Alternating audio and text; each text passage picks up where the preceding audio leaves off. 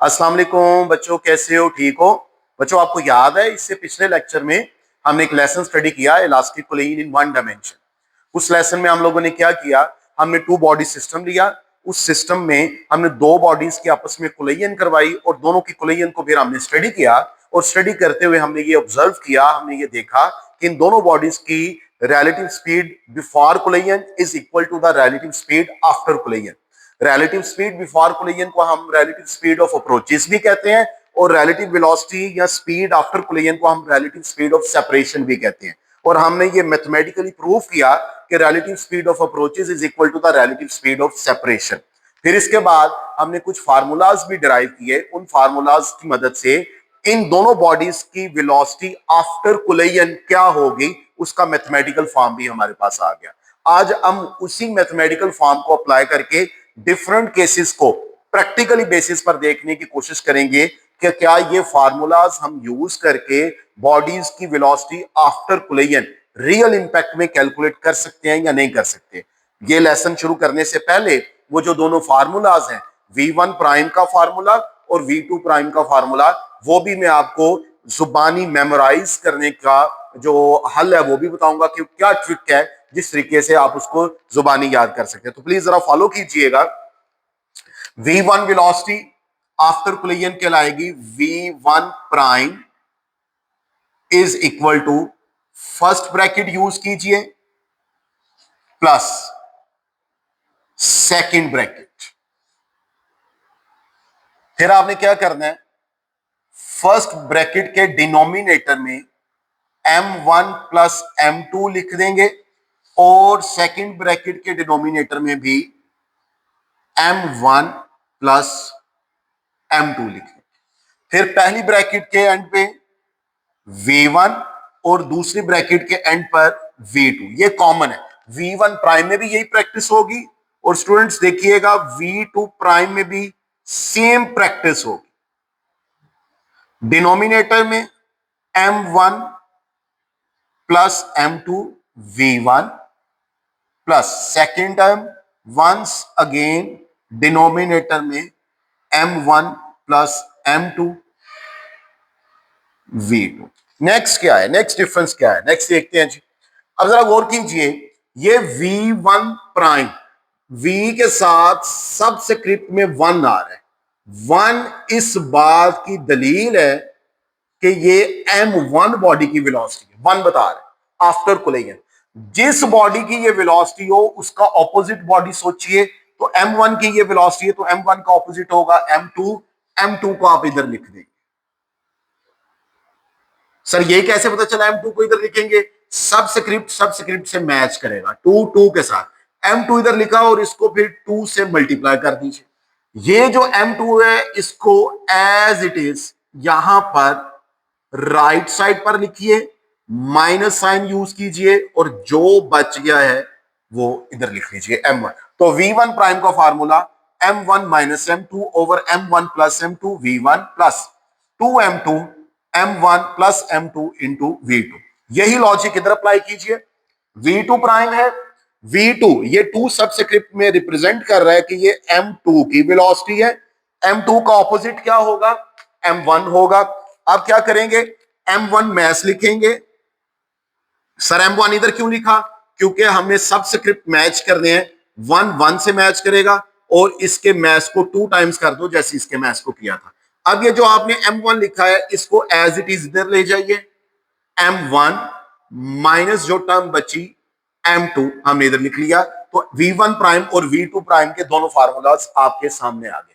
अब ये दोनों फार्मूलाज हमने अप्लाई करने हैं और इन फार्मूलाज को अप्लाई करके हमने 4 केसेस को डिस्कस करना है। केस नंबर 1 पर आ जाते हैं। जरा टेक्निक समझिएगा, याद रखना बड़ा आसान हो जाए। Case number 1। केस नंबर 1 क्या है? केस नंबर 1 में वो कहता है कि हम ये अज्यूम कर रहे हैं कि दोनों जो बॉडीज हैं उनके मैसेज सेम है। M1 is equal to M2, message same है। अब अगर दो बॉडीज जिनके सेम मैसेज हो, या इनको ब्रैकेट में लिख सकता हूं आइडेंटिकल मैसेज,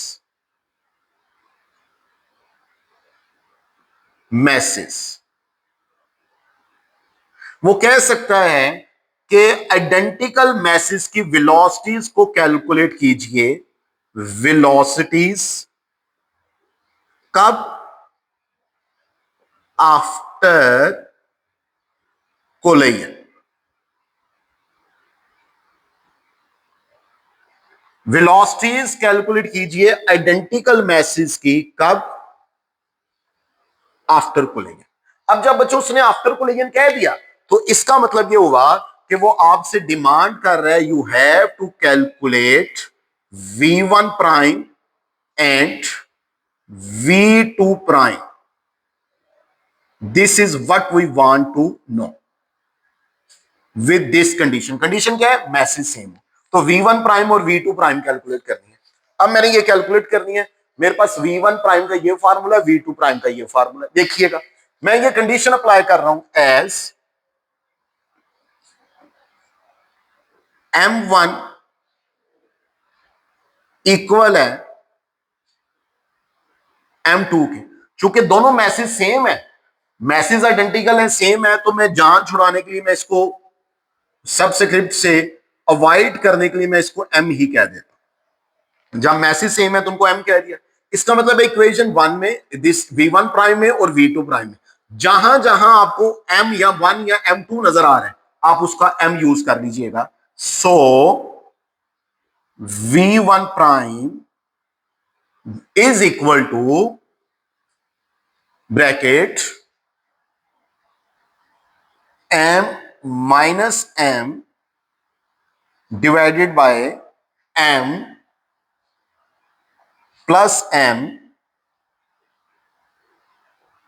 v1 प्लस 2 फार्मूले का m divided by m plus m two v। तो स्टूडेंट्स गौर कीजिए, ये m इस m से कैंसिल हो गया, m minus m zero, zero divided bye anything will be zero, zero multiply bye anything zero. इसका मतलब है ये सेकेंड टर्म सारी की सारी, ये फर्स्ट टर्म जीरो हो गई। So you have v1 prime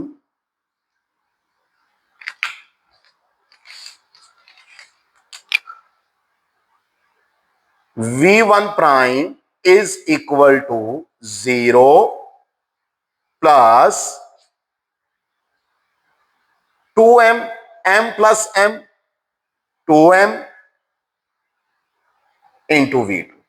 2m cancel हो गया students. So you have v1 prime is equal to v2। लीजिए ये एक रिजल्ट आपके पास आ, हम इसको डिस्कस भी करते हैं लेकिन फिलहाल आप इस रिजल्ट को जरा नोट कर लीजिए कि v1 प्राइम v2 के इक्वल आ गया। नेक्स्ट चलते हैं जी। अब मुझे v2 प्राइम कैलकुलेट करना है। नाउ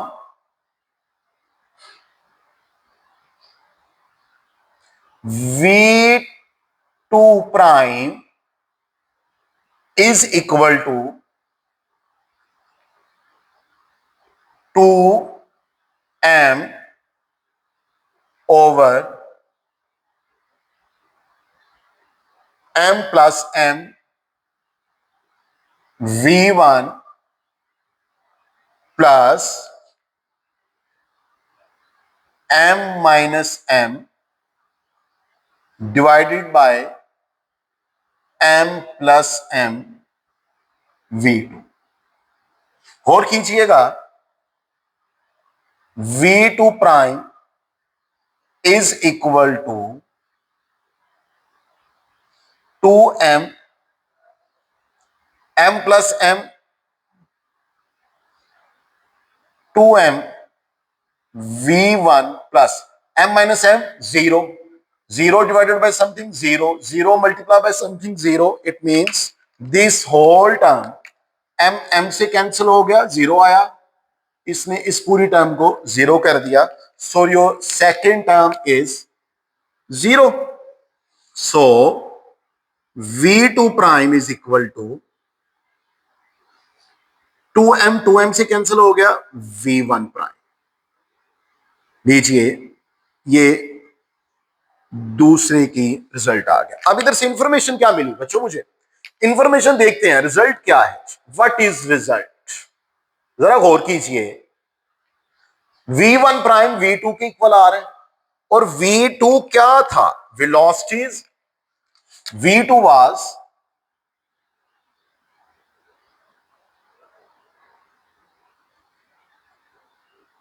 वेलोसिटी थी किसकी, M2 की। कब, बिफोर कोलिजन।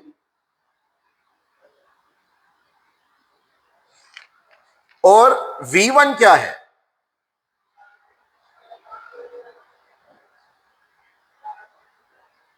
वेलोसिटी है किसकी, M1 की, बिफोर कोलिजन। लीजिए अब बात करना थोड़ी आसान हो जाएगी। क्या मैं ये कहूंगा कि M1 की वेलोसिटी आफ्टर कोलिजन उस वेलोसिटी की इक्वल हो गई जो M2 की थी बिफोर कोलिजन, और M2 की वेलोसिटी आफ्टर कोलिजन उस वेलोसिटी की इक्वल हो गई जो M1 की थी बिफोर कोलिजन। तो आसान अल्फाज में मैं कह सकता हूं कि वेलोसिटीज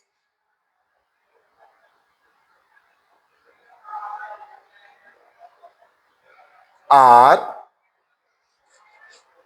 इंटर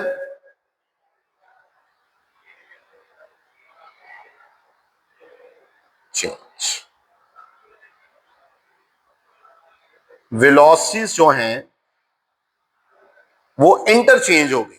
जो M1 की वेलोसिटी थी वो M2 की हो गई और जो M2 की थी वो M1 की हो गई। आपको वो MCQs दे सकता है कि बताइए किस केस में वेलोसिटीज इंटरचेंज होती हैं। तो उस केस में जब दोनों बॉडीज का मैस जो है वो आइडेंटिकल मैसेज हो। फिर हम देखते हैं क्या और भी इसके अलावा कोई केस है या नहीं है।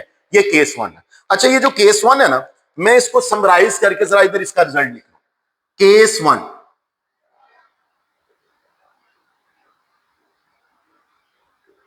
केस 1 की कंडीशन क्या है, M1 M2 के इक्वल है और हमने देखा आज V1 प्राइम V2 के इक्वल आ रहा है और V2 प्राइम जो है ये V1 के इक्वल आ रहा है। ये मेरे पास जो है ये केस 1 आ गया। अब केस 2 पर आइए। केस 2 को मैं यहीं पे दोबारा इसको राइट करने की कोशिश करता हूं। केस 2 क्या है जी हमारे पास, केस 2 भी देखते हैं जी। केस 2 में ये कंडीशन सेम है, इसके अलावा उन्होंने एक और कंडीशन अप्लाई की है कि M1 M2 के इक्वल है, ये कंडीशन है। और इसके साथ साथ एक और भी कंडीशन अप्लाई की है, वो क्या कि आइडेंटिकल मैसेज होंगे, ये तो होंगे ही। अब एक और काम करो कि V2 को कर दो इक्वल 0 के। आइडेंटिकल मैसेज तो हैं, वो कंडीशन ऑलरेडी है, लेकिन अब आपने क्या करना है, V2 भी 0 कर देना है। और V2 के 0 होने का क्या मतलब है स्टूडेंट्स, V2 के 0 होने का मतलब ये है कि ये जो बॉडी सेकंड बॉडी है ना, दिस इज एट रेस्ट, ये रेस्ट पे है। और यकीन मानिए ये V2 के 0 करने से ये केस 2 पहले केस से भी आसान हो गया। कैसे, जरा गौर कीजिए। ये V1 प्राइम और V2 प्राइम है, इन दोनों फार्मूलाज में जो सेकंड टर्म है, सेकंड टर्म में गौर कीजिए ये V2 है, ये भी V2 है और ये इस पूरी ब्रैकेट के साथ मल्टीप्लाई हो रहा है। अब जरा गौर कीजिए, मेरे पास M1 M2 जो मर्जी हो, दोनों केसेस में जब V2 0 हो रहा है तो इसका मतलब ये सेकंड टर्म क्या हो जाएगी, ऑटोमेटिकली 0 हो जाएगी। तो ये बात ज्यादा आसान होगी। दोनों फार्मूलाज में V1 प्राइम और V2 प्राइम में जब मैं ये कंडीशन अप्लाई करूंगा तो सेकंड टर्म ऑटोमेटिकली 0 हो जाएगी। अब देखते हैं क्या होता है, रिजल्ट क्या आता है, हम उसको समझने की कोशिश करते हैं। लीजिए केस 2 में V1 प्राइम निकालते हैं जी। लीजिए V1 प्राइम आ गया इज इक्वल टू, हाँ जी आइडेंटिकल मैसेज है तो मैं सबको M कह रहा हूं। M1 इक्वल है M2 के, चूंकि इक्वल है तो मैं इसको M ही कह देता हूं जैसे हमने केस 1 में किया। Minus M divided by M plus M, bracket close, V1 plus, जरा गौर कीजिए, मैं मैसेज को भी सेम कर देता हूं, attentive होइएगा। m1 plus m2 identical है तो m plus m 2m,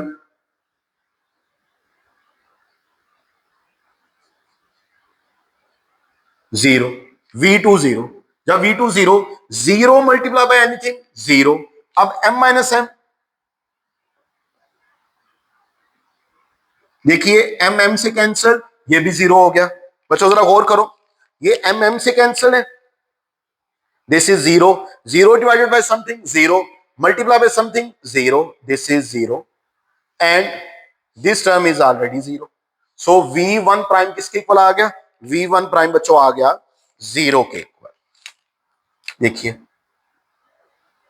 this is your case to v1 prime।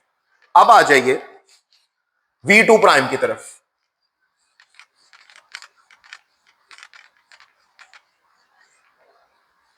v2 prime में क्या करना है हमने, ये केस 1 था, v2 prime देखिएगा, this is v2 prime,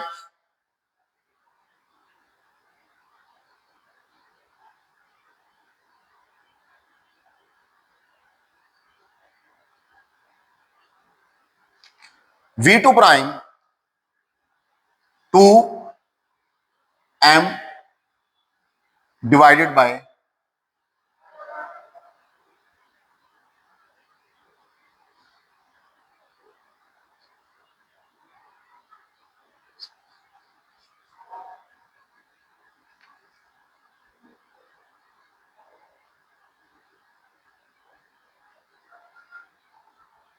m plus m,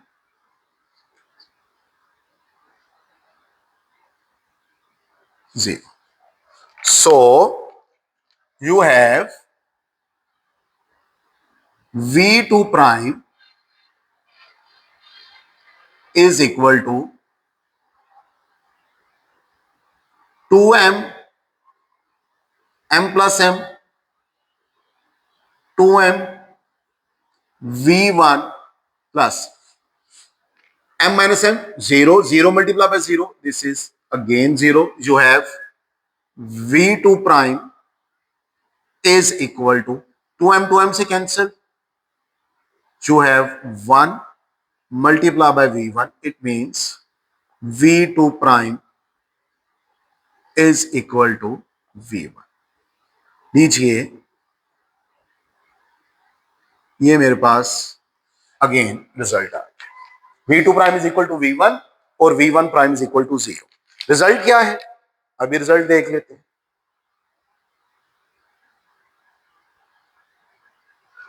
v1 prime पहले मूव कर रही थी, कोलिजन के बाद रेस्ट पे आ गई, दिस इज फॉर रेस्ट, और जो v2 प्राइम पहले रेस्ट पे थी वो कोलिजन के बाद मूव कर रही है विद द वेलोसिटी ऑफ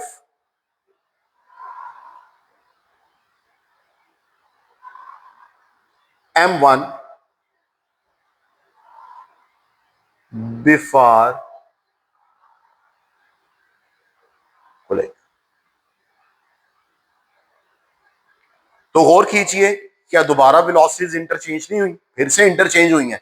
पहले जो बॉडी रेस्ट पे था अब वो दूसरे बॉडी की वेलोसिटी से मूव कर रहा है, जो पहले मूव कर रहा था, और जो पहले मूव कर रहा था अब वो रेस्ट पे आ गया क्योंकि दूसरा बॉडी। तो again I can say that velocities are interchange. अब मैं इसको अगर समराइज करने की कोशिश करूं तो मैं इधर लिख सकता हूं कि केस 2 में क्या होगा,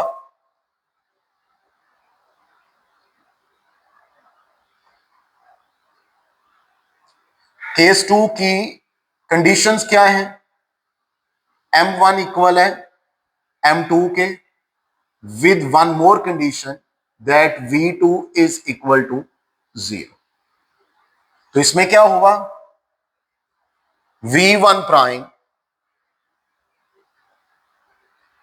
0 के इक्वल आ गया और v2 prime once again v1 के इक्वल आ गया। ये केसेस याद रखिएगा। एंड पर एक दो इंपॉर्टेंट कॉन्सेप्ट्स मैंने लास्ट लेक्चर के लास्ट पे डिस्कस करूंगा, उस हवाले से मैं जरा ये पूरा एक कह लीजिए एक टेबल बना के दिया। लीजिए अब केस नंबर 3 पे आ जाइए। केस नंबर 3 क्या है? केस नंबर 3 को समझते हैं जी। केस नंबर 3 में वो ये कंडीशन अप्लाई कर रहा है। केस नंबर 3 की कंडीशन है कि M1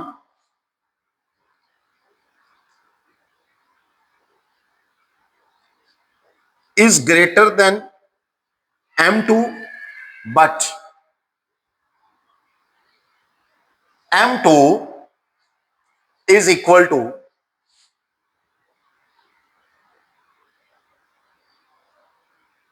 0। M1 ग्रेटर M2 से और M2 0 है, सॉरी V2 0 है। अब V2 के 0 होने का क्या मतलब? वंस अगेन जो पहले ही था, क्या इसका मतलब यह है कि ये body, this body is at rest, ये बॉडी रेस्ट पे। अब M1 बहुत बड़ा है M2 से, तो आप यूं समझ लीजिए कि मैं ये डायग्राम बना के समझाने की कोशिश करता हूं कि फर्ज कीजिए ये M1 है और बेटा ये M2 है, ये रेस्ट पे है। This object is at rest while M1 is moving with some velocity V1। अब क्या होगा? अब चूंकि M1 बहुत बड़ा है M2 से, तो दूसरे अल्फाज में मैं ये कह सकता हूं कि M2 बहुत छोटा है M1 से। चूंकि M2 बहुत छोटा है, सो मैं कह सकता हूं कि M2 is approximately equal to 0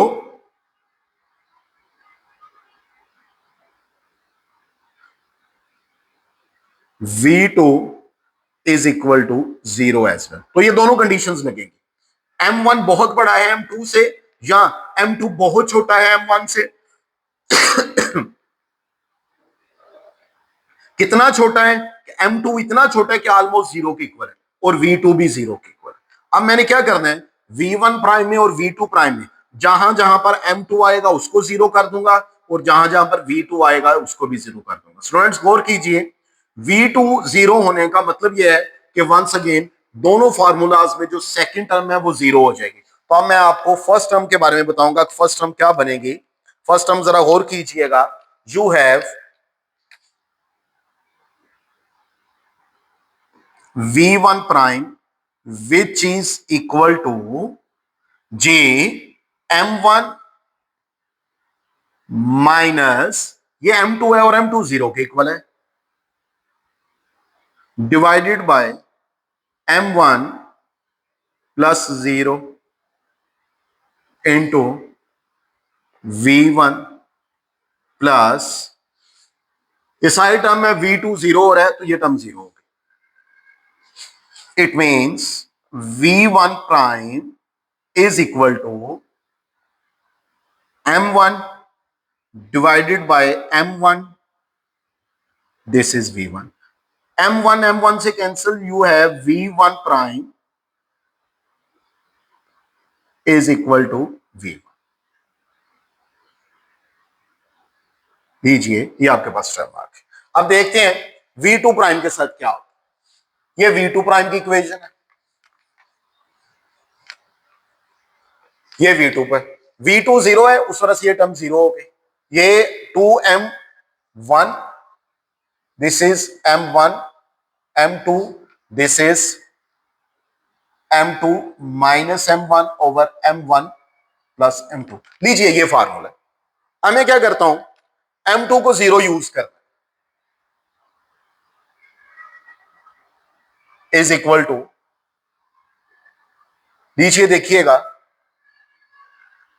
to फार्मूले का M1 as it is divided by M1 as it is plus 0 V1 plus, this is again 0 due to V2 is equal to 0। V2 prime is equal to 2M1 over M1 V1। M1 से cancel, so you have v2 prime which is equal to v1। लीजिए ये मेरे पास v2 prime की velocity आ गई after cooling. ये result क्या आया थी मेरे पास? This is also very interesting. क्या?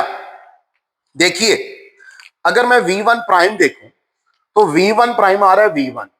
इसका मतलब ये हुआ कि ये मैसिव बॉडी जिस भी वेलोसिटी से जा रहा था, टकराने के बाद इसकी वेलोसिटी एज इट इज रहेगी, नो चेंज इन स्पीड और वेलोसिटी, कोई चेंज नहीं आया।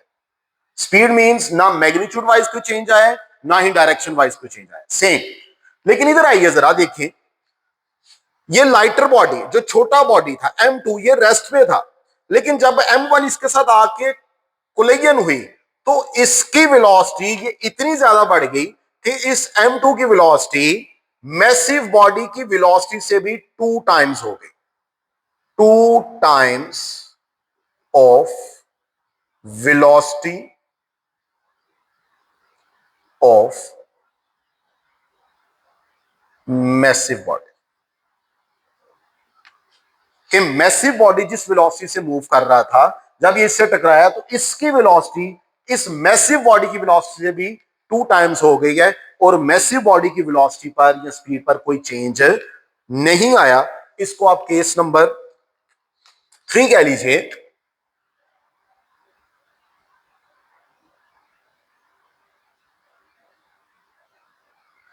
केस नंबर 3 की कंडीशंस क्या है? m1 बहुत बड़ा है m2 से, और v2 0 के इक्वल है, then I have v1 prime is equal to v1 and v2 prime is equal to 2v1। लीजिए लास्ट केस आपके हम डिस्कस करेंगे। लास्ट केस में क्या है, हम इन कंडीशंस को चेंज करेंगे। लास्ट केस में, केस नंबर 4,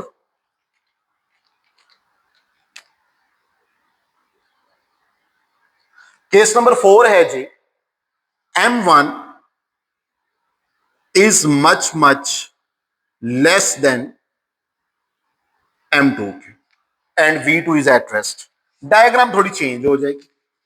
अब क्या होगा, कंडीशंस पूरी अप्लाई कर दें, v2 इज इक्वल टू 0। अब देखते हैं क्या होता है जी। अब वो कह रहा है कि m1 बहुत छोटा है m2 से, और m2 रेस्ट पर है। इसका मतलब ये हुआ कि m2 अब मैसिव है, दिस इज योर m2, और वो जो मैसिव बॉडी है उसकी स्पीड 0 है, means this body is at rest. और जो m2 है, सॉरी m1 है, ये मूव कर रहा है विद स्पीड v1। अब मैसिव बॉडी रेस्ट पे है और lighter body, smaller body move कर रहा है विद स्पीड v1। अब फिर से वही कंडीशन अप्लाई करूंगा जो पहले कंडीशन अप्लाई की, कि इस कंडीशन का मतलब ये है, दिस इंप्लाइज दैट चूंकि m1 बहुत छोटा है, तो I can write it as m1 is approximately equal to 0 and v2 is also equal to 0। m1 भी 0 के इक्वल, क्यों 0? क्योंकि बहुत छोटा है। किससे बहुत छोटा है? m2 से बहुत छोटा है, और v2 भी 0 है। मैसिव बॉडी रेस्ट पे है, लाइटर बॉडी मूव कर रहा है। लाइटर बॉडी चूंकि बहुत छोटा बॉडी है, उसका मैस अप्रोक्सीमेटली 0 कर दिया। तो अब दिस इंप्लाइज दैट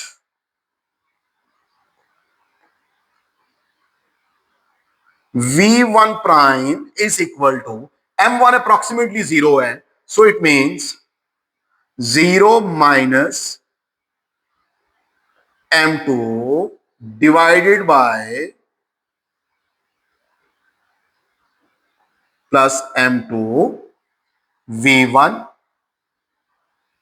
प्लस, जरा अटेंटिव होइएगा, v2 0, v2 0 का मतलब है ये सारी टर्म क्या हो गई, जीरो हो गई। It means v1 prime is equal to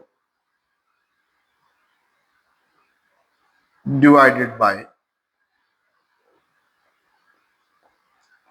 m2 से cancel, v1 prime is equal to minus v1। Interesting, लीजिए ये रिजल्ट आ गया। अब आइए इस इक्वेशन पे v2 प्राइम के साथ क्या होगा ये भी देख लेते हैं। v2 प्राइम देखें, ये v2 प्राइम है, here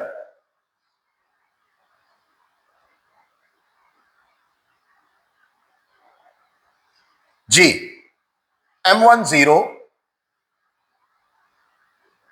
2 multiply by 0 over 0 plus m2 v1 plus, जी जरा देखिए v2 किसके इक्वल है, v2 0 के इक्वल है। जब v2 0 के इक्वल है तो इसका मतलब ये सारी टर्म क्या हो जाएगी, जीरो हो जाएगी।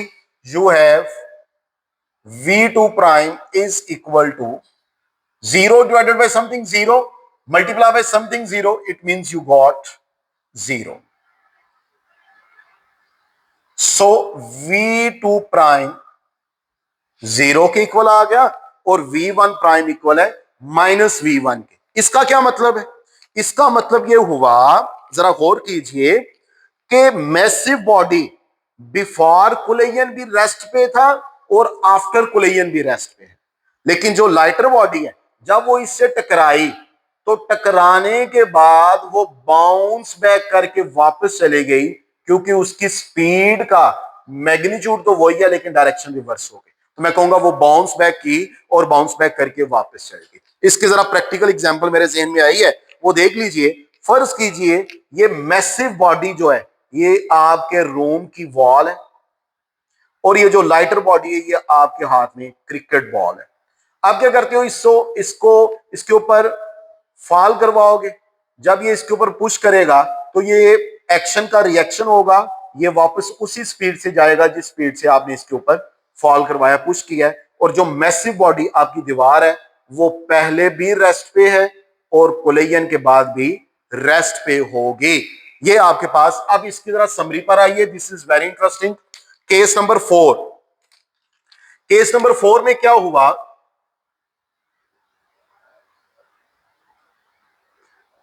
केस नंबर 4 गौर कीजिएगा।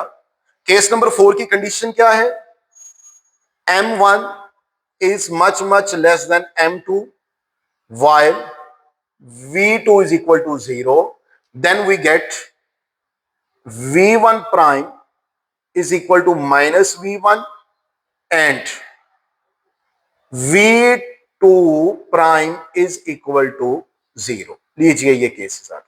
स्टूडेंट्स मैंने ये चारों केसेस को इधर समराइज कर दिया।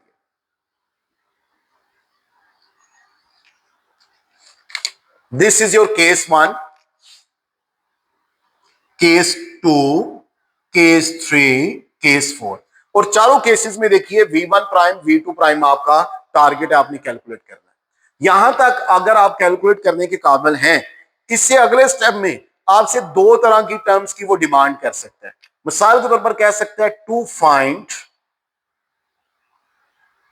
Momentum P is equal to mv to find kinetic energy half mv square। मिसाल के तौर पर वो कहता है, फर्ज कीजिए केस 1 वो आपके सामने हाईलाइट करता है कि two identical bodies are colliding with each other, calculate the momentum of body, first body after collision. First body का मोमेंटम आफ्टर कोलिजन कैलकुलेट कीजिए। तो जब वो फर्स्ट बॉडी को कह रहे थे, it means P1 prime would be equal to M1 V1 prime. तो P1 prime is equal to M1 as it is. जी V1 प्राइम किसके इक्वल आया, V2 के। तो आप कहेंगे जी फर्स्ट आइडेंटिकल बॉडी का, जो दो आइडेंटिकल बॉडीज थी जब आपस में कोलाइड की, तो कोलिजन के बाद उनमें से जो पहली बॉडी है उसका मोमेंटम m1v2 हो जाएगा। इसी तरह वो दूसरी बॉडी का मोमेंटम अगर पूछे तो इट वुड बी m2v1, क्योंकि उसने वेलोसिटीज दे दी है, वेलोसिटीज दे के वो आपसे मोमेंटम की डिमांड कर सकते हैं। इसी तरह वो आपसे काइनेटिक एनर्जी की डिमांड कर सकते हैं। अगर दूसरी बॉडी की काइनेटिक एनर्जी निकाल लेंगे आफ्टर कोलिजन तो v1 स्क्वायर आ जाएगा, और अगर v1 स्क्वायर आ जाएगा और अगर पहली बॉडी की वेलोसिटी काइनेटिक एनर्जी निकालोगे आफ्टर कोलिजन तो ये आ जाएगा v2। मसलन kinetic energy of first body after collision would be equal to 1/2 m, first body है m1, आफ्टर कोलिजन उसकी वेलोसिटी क्या बन गई थी v2, तो v2 का स्क्वायर। और अगर आपको कहते हैं जी kinetic energy of second body after collision तो इट वुड बी 1/2। अब चूंकि सेकंड बॉडी है तो m2 आ गया, और सेकंड बॉडी की वेलोसिटी आफ्टर कोलिजन क्या है v1, तो ये v1 का स्क्वायर आ गया। ठीक है, ये याद रखिएगा, किसी भी केस को रिप्रेजेंट करते हुए वो आपसे काइनेटिक एनर्जी की डिमांड भी कर सकता है, मोमेंटम की डिमांड भी कर सकता है, दोनों बॉडीज की भी डिमांड कर सकता है, किसी एक बॉडी की भी डिमांड कर सकता है। तो इस हवाले से ये आज का हमारा लेसन था। You should be able to calculate the velocities after collision with these different cases, and once you calculate these velocities you should be able to calculate their momentum and kinetic energies as well. Thank you so much.